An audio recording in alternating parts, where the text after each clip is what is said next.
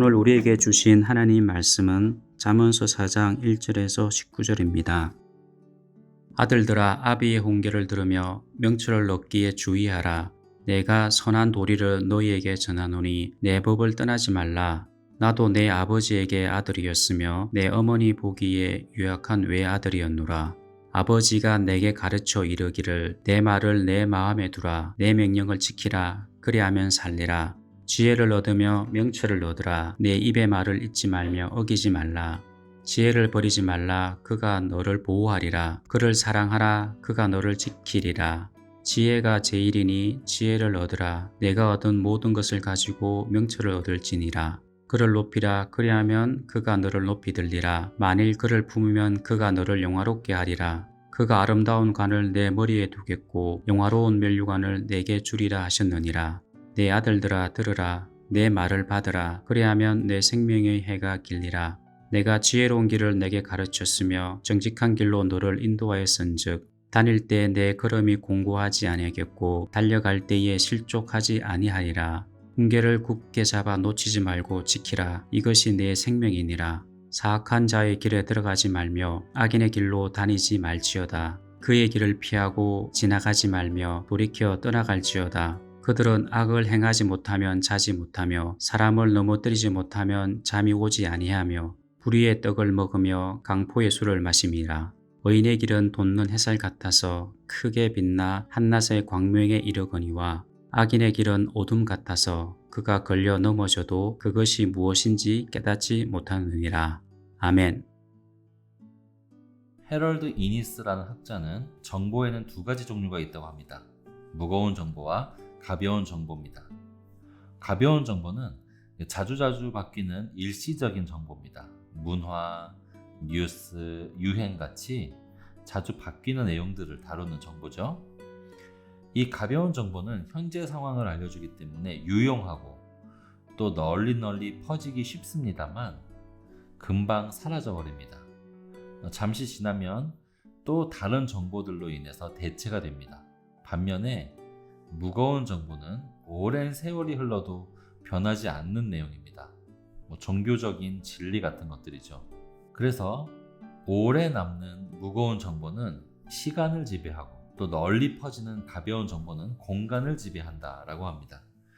그래서 이 학자는 어떤 나라가 무거운 정보랑 가벼운 정보 중에 무엇을 중요하게 여기느냐에 따라서 그 문명의 모습이 완전히 달라진다고 하죠. 오늘날은요, 지나치게 가벼운 정보들만이 판을 치는 세상입니다. 오늘날 인터넷에 뉴스에 보시면 자극적인 제목 하나를 달아놓으면 그 기사는 수십만 명이 클릭을 순식간에 합니다. 그렇지만 홍수에 마실 물이 없다라는 말도 있듯이 정보의 홍수 속에서 뭐가 진짜 정보고 뭐가 가짜 정보인지 이제는 알기도 힘든 지경에 이르렀습니다. 오늘날 자기가 봤던 기사 내용을 며칠이 지나서도 기억하는 사람은 많지 않을 것입니다. 이런 상황 속에서 변하지 않는 진리, 그리고 지혜, 이런 가치들은 고리타분한 것으로 여겨지죠. 빠른 세상에 발빠르게 적응해야 되는데 휘발성 지식만이 그것에 필요한 높은 대우를 받는 세상입니다. 그러나 성경, 특히 오늘 본문은 참된 지혜는 그렇게 가벼운 것이 아니라고 말합니다. 변하지 않는 진리에 근거한 것이 진짜 지혜입니다. 진짜 지혜는 시간을 오래 견딥니다. 하나님께서 주시는 지혜는 오랜 세월이 흘러도 변하지 않고 없어지지 않습니다. 오늘 본문 내용은요, 요즘같이 가벼운 정보만이 판치는 세상 속에서 듣기에는 조금은 고리타분해 보이는 내용일 수 있습니다. 아버지가 자기 아버지, 즉 할아버지에게 배운 지혜를 아들에게 물려주고 있는 장면이죠. 먼저 아버지가 말합니다. 3절입니다. 나도 내 아버지에게 아들이었으며 내 어머니 보기에 유약한 외아들이었노라. 이 아버지는 지혜자입니다. 지금 이 말을 하고 있는 아버지는 지혜로운 사람이고 아들 역시도 아버지가 얼마나 지혜로우신 분인지를 알고 있을 것입니다. 태산같이 든든하고 아들이 보기에 지혜가 가득해서 존경스러운 그런 아버지. 그 아버지가 지금 아들에게 이렇게 말을 합니다. 나도 여느 아이들처럼 미숙하고 우둔했단다. 라는 뜻입니다. 여러분, 어른들을 보면 정말 지혜로운 분들이 있습니다. 꼭 지식이 아니어도, 좋은 학교에 나오지 못했어도 지혜로운 분들이 계십니다. 그렇지만 그의 반면에 모든 아이들은 다 미숙하고 다 우둔합니다. 그 아이들이 미숙하고 우둔한 건 당연한 일인데, 나이를 먹는다고 모두가 다 저절로 지혜로워질까요? 아닙니다. 그 중에 소수의 사람들만 지혜로워집니다. 그래서 이 아버지는 자기가 지혜자가 된 비결을 아들에게 알려줍니다. 그건 뭐냐면, 할아버지로의 교훈을 내가 받아들였기 때문에 지혜를 얻을 수 있었다라는 것이죠. 4절부터 9절까지는 할아버지의 말을 아버지가 옮기고 있는 장면입니다. 4절만 대표로 읽겠습니다. 아버지가 내게 가르쳐 이르기를 내 말을 마음에 두라. 내 명령을 지키라. 그리하면 살리라. 이렇게 그 지혜라는 것이 할아버지에게서 아버지에게로, 또 아버지에게서 아들로 그렇게 전승되는 과정을 볼 수가 있습니다. 지혜가 대대로 내려간다는 것이 무엇을 뜻할까요? 지혜는 오랫동안 변하지 않는 것이라는 점입니다. 오늘 우리가 사는 사회는 위에서 아래로, 어른에게서 젊은이에게로 내려오는 그런 지혜가 무시되는 사회입니다. 오늘날엔 반대로 젊은이가 어른에게 뭔가를 물어보는 광경이 희귀하고, 반대로 어른이 젊은이에게 물어보는 것이 흔해졌습니다. 핸드폰 어플을 까는 방법, 인터넷으로 간편하게 물건을 시키는 방법, 이런 종류들의 지식들은 젊은이들이 훨씬 더 능숙하게 잘합니다. 그러나 수년이 지나면 바뀔 이런 가벼운 정보들만을 가지고 우리는 지혜라고 하지 않습니다. 잠시 지나면 젊은이는 중년이 되고 중년은 노년이 됩니다. 한때 기민했던 정보 습득력이 예전과 같지 않습니다. 젊은이와 어른 세대에 낀 제가 몸소 느끼고 있습니다. 그러나 여러분, 진짜 지혜는 세월이 흘러도 변하지 않습니다. 그러므로 오늘 본문을 통해서 우리가 실천해야 될 것 2가지를 얻을 수가 있습니다.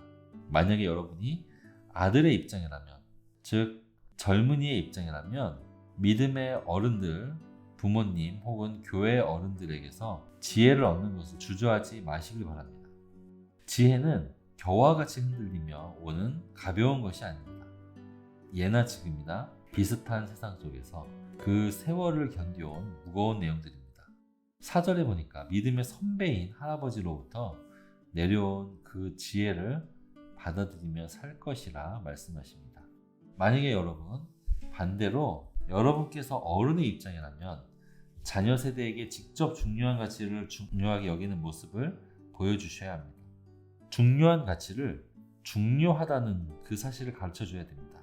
자녀들은 부모의 말을 통해서 배우기보다는 부모가 무엇을 선택했는가를 보고 배웁니다. 둘 중에 하나만을 선택하고 또 포기해야 하는 기로에 놓이셨습니까? 자녀에게 신앙을 가르칠 절호의 찬스입니다. 우리는 흔히 믿음의 명문 가정이라는 말을 종종 쓰고 또 바랍니다. 무엇이 믿음의 명문 가정이겠습니까? 세상적으로 성공한 사람들이 교회도 열심히 다니면 그걸로 충분히 믿음의 명문 가정이 되겠습니까? 집안에 목회자들 혹은 중직자들이 많이 배출된다면 그것이 믿음의 명문 가정일까요? 그렇지 않습니다.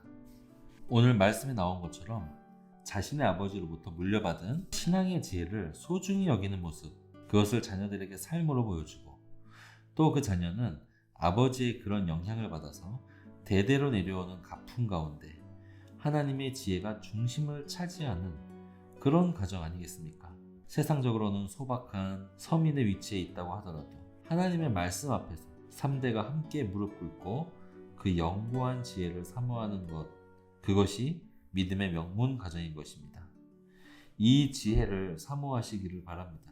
한없이 가벼운 정보가 난무하고 그것들을 숭상하는 이 세상 속에서 하나님의 영구한 지혜 가운데 거하는 신앙의 명문 가정들이 다 되시길 주님의 이름으로 축원합니다.